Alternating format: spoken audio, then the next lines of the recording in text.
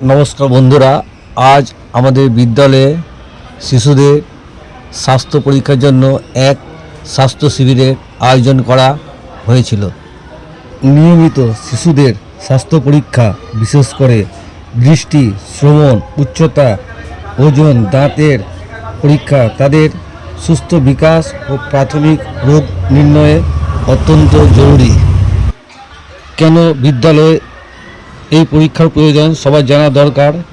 চিকিৎসকের মাধ্যমে এই পরীক্ষার ফলে গুরুতর সমস্যা ধরা পড়ার আগেই প্রতিষেধক বা চিকিৎসার ব্যবস্থা করা যায়।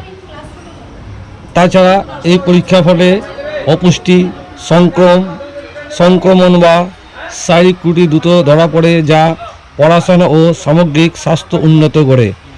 এছাড়া সঠিক পুষ্টি ও স্বাস্থ্যবিধি সম্পর্কে সচেতনতা বৃদ্ধি ও এর অন্তর্ভুক্ত।